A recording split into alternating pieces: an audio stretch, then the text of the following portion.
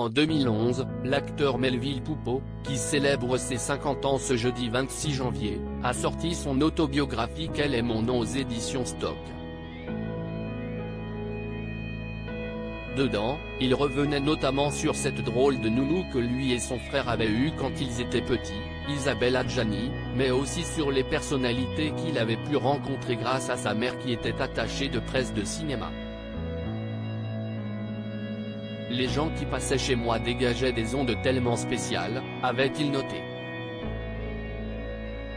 Et le frère de Yarol de poursuivre, que ce soit le philosophe Jacques Lacan que je prenais pour un pervers parce qu'il tournait autour de ma mère, Klaus Kinski qui me faisait peur ou encore Isabelle Adjani qui a été ma baby-sitter alors qu'elle avait à peine 20 ans. Il y avait un petit côté Seigneur des Anneaux.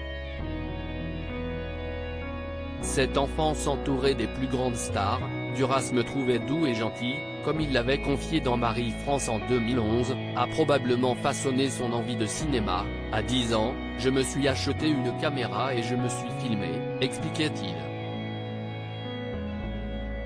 Sa fille, Anna Livia, qu'il a eue avec Georgina Takou, elle aussi actrice, scénariste et filleule du réalisateur Éric Rohmer, pourrait à son tour suivre les traces de son père.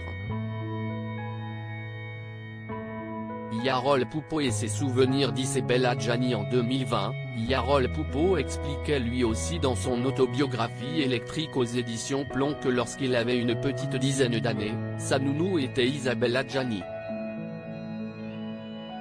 La jeune fille, la nounou, qui garde les deux petits Poupeaux quand les parents ne sont pas là, si est Isabelle Adjani, s'était amusé Philippe Vandel dans Culture Média sur Europe 1 en 2020.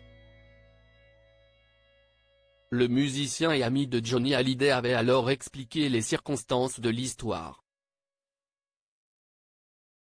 Elle était déjà comédienne et sa carrière était déjà avancée mais elle n'était pas encore devenue la star que l'on connaît, s'était souvenu Yarol Poupeau. Puis de préciser, ma mère la connaissait parce qu'elle avait travaillé sur un film avec elle. Mais que faisait le petit Yarol lorsqu'il était en compagnie de l'interprète de Pull Marine?